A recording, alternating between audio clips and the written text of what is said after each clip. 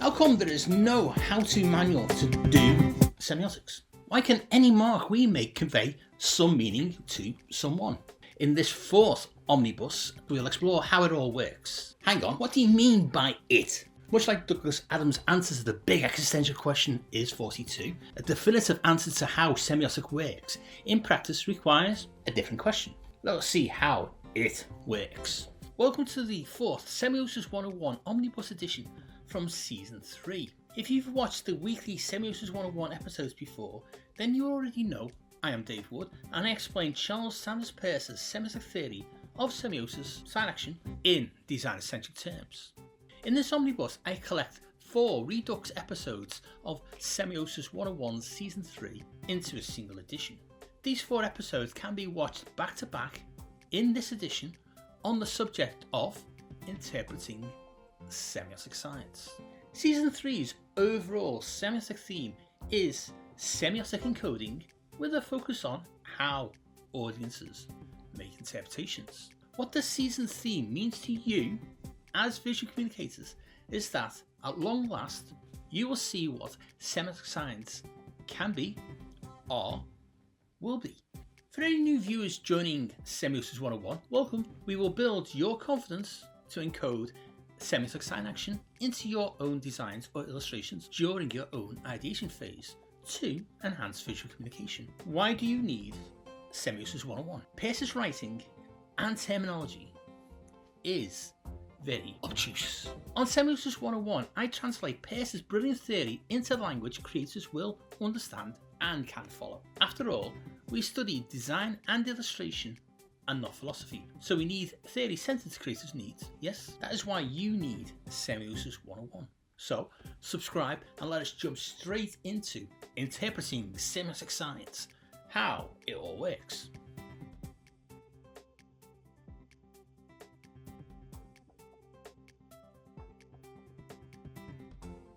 To emphasize this semiotic encoding of the possibility of greater meaning, let me quickly refer back to the panda illustration example I used so far. Not to analyse the drawing in semiotic terms, but instead the assumption interpretation that when we see a drawing of a panda, it is a panda. Surely a drawing of a panda is a panda. Some of you may be shouting at me right now, but regular viewers and my students know I am tricksy. So when is a drawing of a panda not a panda? Some of you say when the panda drawing is symbolic of something else, such as the WWF organisation. Here the panda is a logo representing not only the World Wildlife Fund, but all endangered animals. But how else can a panda illustration not be a panda?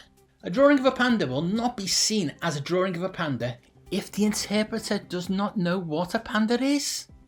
To the illustrator or designer who has created the panda drawing, they know what a panda is, what a panda looks like, and so assume the target audience will also recognise the drawing as a panda. But at this stage, semiotically, the interpretation is only a possibility that it will be interpreted as a panda. This is what Peirce means when he frames this interpretive moment as rhematic, a rheme. Semiotically, the lines and shapes that define the shape of the beast are working hard to point the interpreter to the interpretation of panda. These lines and shapes, as we have seen in many previous episodes, are semiotic iconic representations. Iconic representation is the lowest level semiotic encoding, the lowest level of semiotic representation of a concept in sign action. In Semiosis 101, I draw the comparison between Peirce's icon to the basic visual building blocks designers and illustrators use. Think of every line, shape, mark, colour, stroke, etc. as a visual communication building block. We are considering here the micro level of how illustrations and designs are created. Composited together, more complex things are created. Each of those micro decisions has the capacity to be semiotically encoded as meaning bearing. How? Consider the black blobs in the drawing, formed in one way to suggest an ear and formed in another way to suggest a leg. A black line stroke in a particular way to suggest a back of an animal. See? You are already semiotically encoding possible interpretation. Iconic representation is the mindful manipulation of the basic visual communication building blocks at the micro level to suggest. When a designer or illustrator uses their technical skill to make this mark suggest it is that, the mark becomes meaning bearing. The illustrator or designer has encoded meaning into a mark. Hopefully you are quickly realizing that semiotic encoding is easier than you first thought. The creator hopes that it is how the target audience will understand what they are doing, but a successful interpretation at this stage is still only a possibility, hence dramatic. We have seen in the first 4 season 3 episodes that this level of interpretation only has an immediate effect on the interpreter's understanding.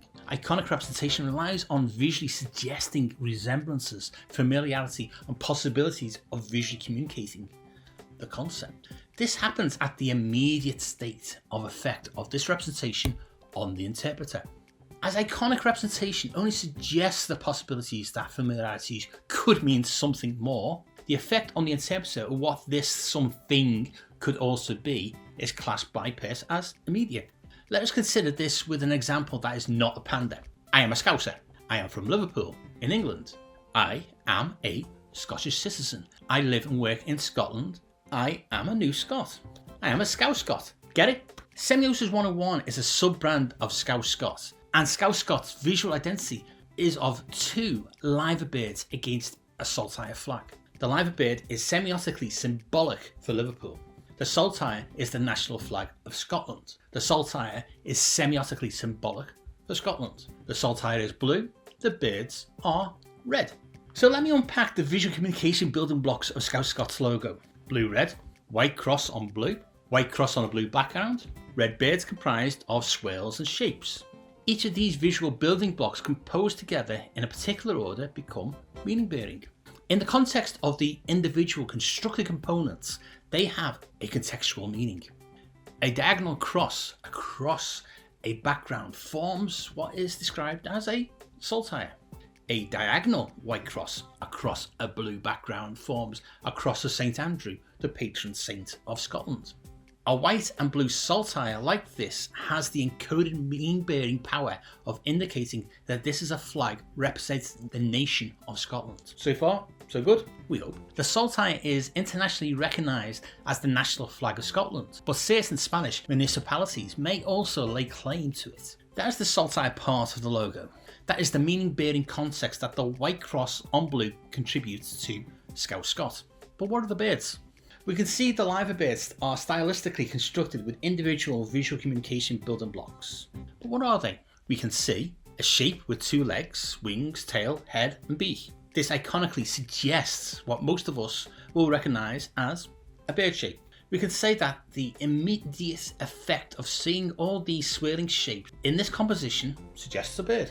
A bird shape standing proud with outstretched wings, with, in what we perceive as a beak, another shape which in turn suggests a plant.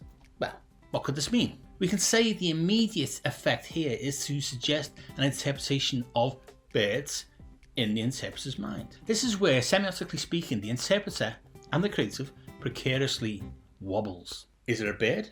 Is it a particular type of bird? What could it be? Semiotically, if the interpreter arrives at the interpretation of bird, the mark making has had a successful immediate effect on the interpreter. It is a bird, and the interpreter has taken the suggestion of the known visual qualities of a bird and decided they are looking at a bird. Jobs are good. Well done creative and well done interpreter. But hang on, that is not all the meaning, is it? No. The creative, me, is visually communicating more. The bird has more meaning bearing to reveal. But what? As the interpreter, what are we missing? Some of you may see a familiarity in the bird shape to a football team. Some of you may think those birds have a resemblance to Liverpool FC's team emblem, and you will be fairly accurate. The red football team from Liverpool indeed uses a single liver bird, but there are 2 birds here.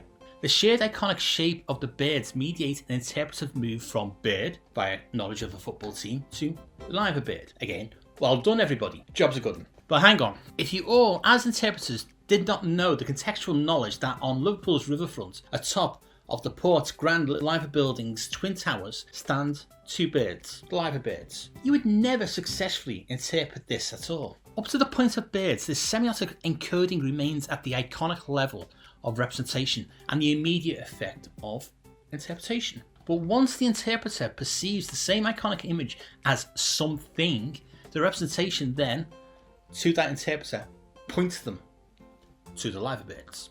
We say this is indexically representing an existent thing, and now has moved from an immediate to a dynamic effect of moving from an interpretation of birds to live birds. The rhematic possibility of birds has now moved to what Peirce calls the Dyson level of interpretation, from a semiotically suggested possibility of it could be to a proposal in the interpreter's mind that the birds are live birds. With the interpreter's lived experiences, a design or illustration may or may not reveal deeper understanding of what is semiotically encoded. Come back next week when we will have an episode on how we can semiotically encode for a dynamic effect. P.S. My family are all Evertonian supporters.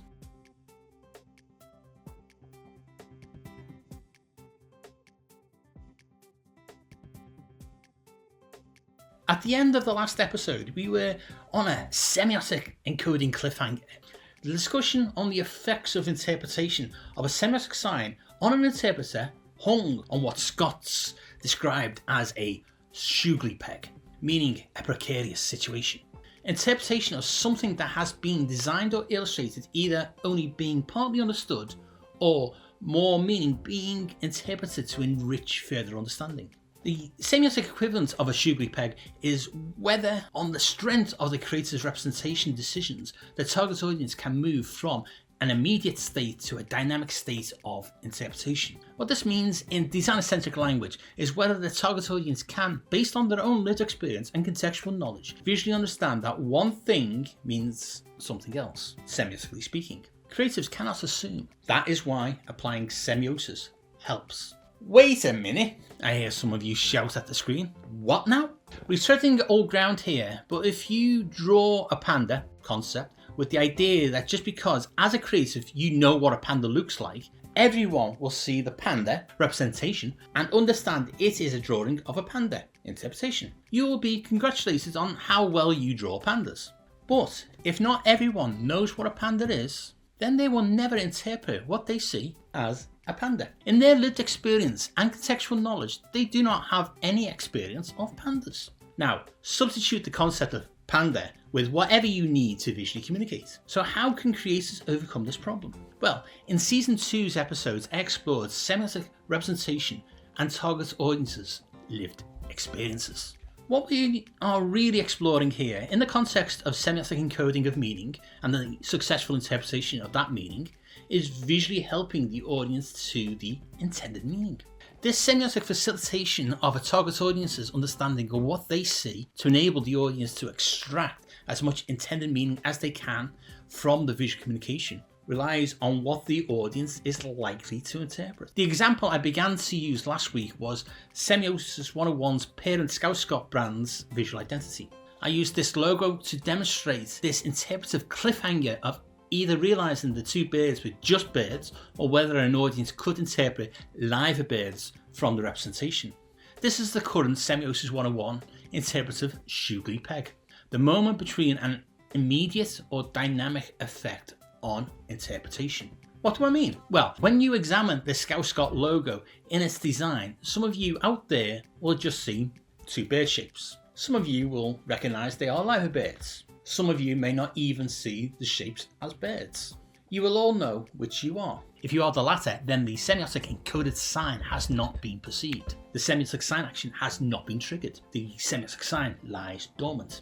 But the meaning-bearing visual entity is there in plain sight, but not perceived as something. If you are the former, the effect of the visual language used and the aesthetic decisions taken to visualize the two birds in the logo is what Peirce refers to as an immediate effect on the interpretation. If you see birds, the sign action has begun. If you see the two birds and recognize them as live birds, then the semiotic effect of its representation on you has moved from immediate to dynamic. You have been visually mediated to move from a possibility to a proposition, from possible birds to probable live birds. The semiotic representation has had the effect on the interpreter who, in their lived experience, have knowledge and experience of the concept of live birds, can name them. The iconic visual communication building blocks of swirling grid marks composed into a certain pattern of these shapes suggest birds, then the shape of particular birds, liver birds. This triggering of more contextual meaning that enriches the understanding is now at an indexical level of representation. In Peircean terms, perception has moved from firstness to secondness and from rhomatic to distant levels of interpretation. It has mediated interpretation into a proposal to those who know.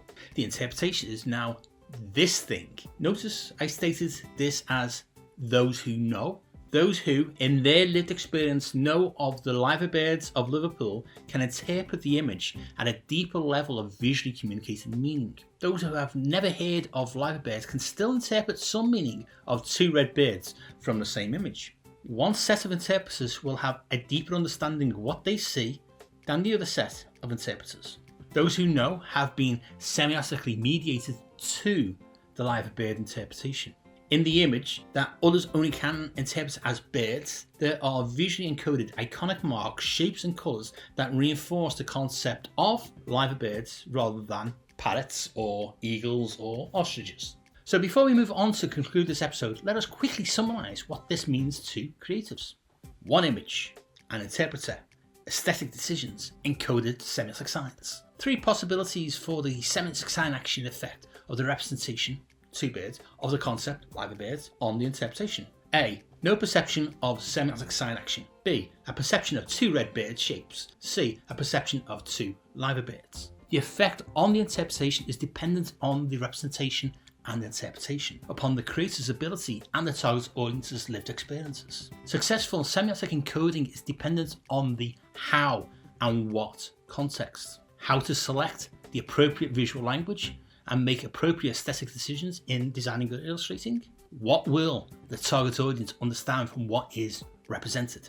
Semiosis helps the creator connect the how and what into successful visual communication. Let us put this into clearer examples. A. No perception of semiotic sign action. Nothing in the visual entity is perceived as meaning bearing. It is just perceived at face value. The audience cannot interpret two bird shapes amongst the lines, colours and shapes in the image. Why is this? If the creator's visual language and aesthetic decisions are too stylized, any encoded semiotic sign action may not be perceived. If the representation is also too realistic, any connotational meaning could be lost by a simple denotational interpretation. This is a beautifully realistic drawing of cormorants. Liver birds are purely fictional birds, just like a phoenix, but are thought to be based on cormorants. Any encoded iconic representations to trigger familiarity of and resemblance to qualities that are in the lived experiences of target audience have not been perceived as something. B. A perception of two red bird shapes. The semiotic sign action is triggered. The audience has enough lived experience to interpret the iconic shapes as two red birds. The semiotic encoding in the creator's visual language and aesthetic decisions sufficiently visually communicate bird shapes. This means that the semiotic encoding has had an immediate interpretive effect on the interpreter and put the concept of birds in the minds of the audience. C. A perception of two liver birds. The interpretation of two red birds is a successful interpretation, but if the full concept to communicate is Liverpool or Scouse, the image still has more meaning bearing in the representation to interpret. While the semiotic sign action has been triggered, the audience has more contextual knowledge within their lived experience to interpret further meaning from the image. From the iconic two red bird shapes, the dynamic effect of ensuring the shapes put in the mind of the audience the concept of liver birds is mediated by how hard the shapes suggest one type of bird over another type. Within semiotic encoding, the skill is to first understand what the audience may already know, what visual qualities can this knowledge suggest, and how can you, as a creative, effectively use these iconic building blocks. I said in an earlier episode that this is not rocket science. Applying semiosis is easier than you think once you align it to your existing creative practice. This is why Semiosis 101 is crucial. Peirce cannot be directly read as a creative how-to guide. Come back next week when we will explore how to dynamically mediate effective visual communication.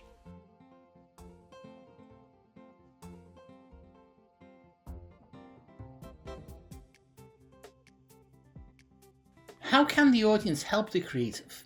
Firstly, this is a symbiotic relationship, a win-win-win communicational situation. If the semiotic representation of a concept benefits the client, then its interpretation must also benefit the target audience. If the semiotic interpretation of a concept's representation has a benefit to the target audience, then the intent behind the visual communication must also be actionable. The creative's aesthetic, the designed or illustrated visual entity, is a facilitation and not a destination. Remember, in past episodes, I've already stated visual communication is not passive. As design professor Jorge Frascara argues, visual communication design, graphic design and illustration, is a facilitator of behavioural change. Visual communication is proactive. Semiosis, semiotic sign action, is a pragmatic theory that can be applied to enhance the effectiveness of visual communication. In the recent episodes, we have focused on the effects on interpretation by semiotic science. Peirce's semiotic theory is predicated on the interaction between three states of sign action. So before we proceed, as a quick recap, let us just consider what these triadic threes, interactions and interrelationships are. At a macro level of application of semiosis into visual communication design, we have the interrelationship between a client, the creative, and a target audience. The client needs the audience to take some action. Read this, understand that, go here, buy this, do that, etc. The creative, whether a designer or an illustrator, is commissioned to facilitate this from a client's brief through the visual communication work they produce. But gone are the days, if they ever existed, when a creative designs a buy beans poster and the audience passively buys beans. We are not discussing psychologically visually manipulating the target audience here. Semiotic sign action, or semiosis as Peirce names it, is neutral in the intent behind visual communication. As the semiotic theory, semiosis is concerned with the micro level of perception and communication by the encoding of semiotic science. No, not signage. Its sign action power to communicate concepts is predicated on a determination flow. The semiotic determination flow in Semiosis 101 design-centric terms is between the concept, its representation, and then interpretation. Peirce uses more obtuse terms instead of these design-centric terms. Object, concept, representative, representation, interpretant, interpretation. Let me quickly put Peirce's determination flow back into design-centric contexts. In visual communication, semiosis is a flow of encoded semiotic signs as meaning-bearing visual entity signs that carry connotational meaning. This involves the audience as a communicational partner. The semiotic determination flow can be understood across the macro or micro levels of what illustrators and designers do in their professional work.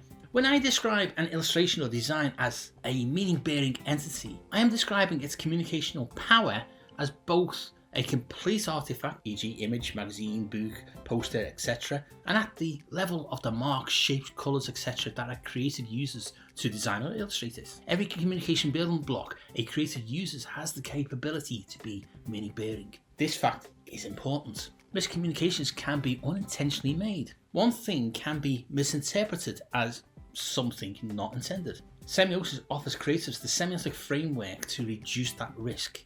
It is in this power of threes that semiosis can help creatives as this power goes deeper below the semiotic determination flow. At each stage in the sign action, the act of semiosis is triggered and facilitated across three further levels. What I mean by this is that Peirce's semiosis is not just bish bash bosh results.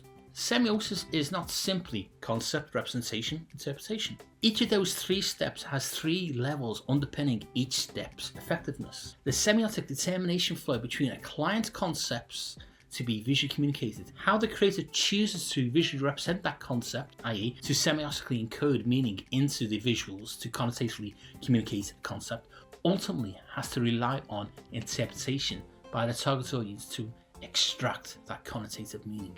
If successfully facilitated, the target audience will gain understanding of the concept. This is far richer and more perceptually subtle than buy beans. How can this communication be structured? The concept has three semiotic levels, from simple to complex, to aid its communication. So do the representation and interpretation. In seasons 1 and 2, we have focused on the three semiotic levels of representation of a concept. These are iconic representation, indexical representation, and symbolic representation. We will cover the 3 levels of communication of the concept in Season 4 in more depth, but the terms Peirce uses to describe their simple to complex power are quasi-sign, sin-sign, resi-sign. I only name-check these 3 terms here as a teaser. If you want to watch Season 4 episodes many months before they appear on YouTube, subscribe on Semiosis 101's Patreon and become a named Semiosis 101 producer. This now leaves us with 3 levels of how the interpretation is structured. From simple to complex, Peirce names the 3 levels interpretation is effective as rime, dissent, and argument. Yes, I know. I lead you creators to an exciting point of new knowledge, a liminal point where your creative mindset is on the verge of discovering a new point of view, and then Peirce self-sabotages our advancement with more obtuse terminology. Never fear, Semiosis 1 is here. Let us translate what he means in designer-centric terms. Rime, the lower state of possibilities to aid the audience to perceive the semiotic sign. Dissent, the middle state that uses the semiotic representation to propose the intended interpretation to the audience. Argument, the higher state of interpretation that uses the semiotic sign action to define the interpretation. Let us now end this episode in drilling down to exactly how these are relevant to creatives. Over the seasons, regular viewers will realise that Peirce offers a rich seam of new creative knowledge despite his terminology. When I first encountered these terms, I was like many of you right now, completely poleaxed. What now?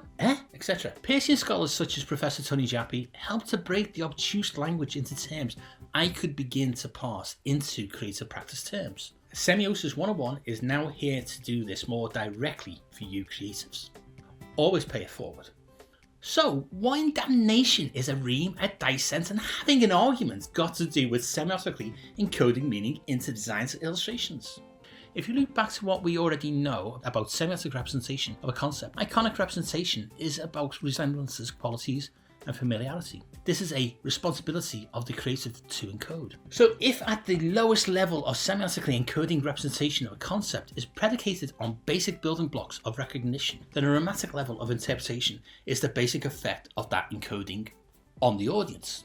A semiotic sign must first be visually perceived as meaning bearing to move from a dormant state to begin its sign action. Semiosis. Once perceived as meaning bearing, the iconic elements of lines, marks, shapes, colours, etc. suggest something to the perceiver to interpret. The possibilities of what these iconic lines, marks, shapes, colours, etc. emerge in the mind of the audience is the first perception level of audience's interpretation. This is followed by the perception state where an audience's interpretation confidently moves from the possible rhematic level to the proposed dissent level, and then the defined argument level. The audience is key here.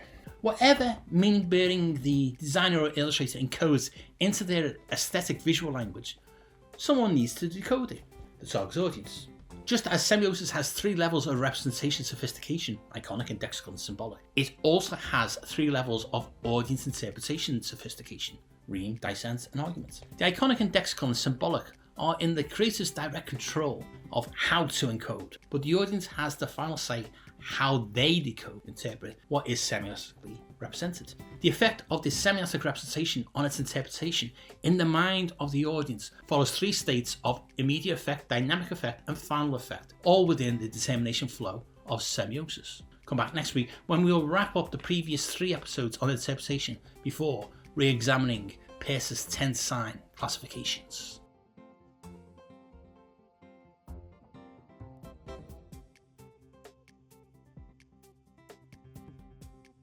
In the last episode, I began to discuss Peirce's other triadic relationships to how meaning is perceived and therefore interpreted. In the next episode, we will begin to re-examine Peirce's 10 classifications of semiotic signs. The sign power of each of these 10 signs, from simple to complex, is predicated on 3 triadic interrelationships I have identified this season. We know semiosis is predicated on the determination flow between the concept, its representation, and then its interpretation. How the concept is represented is powered by iconic, indexical, and symbolic representation. How it is perceived and interpreted is powered as a rime, a dissent, or an argument. More on these next episode. Semiosis's final triad is the power of how the representation is delivered.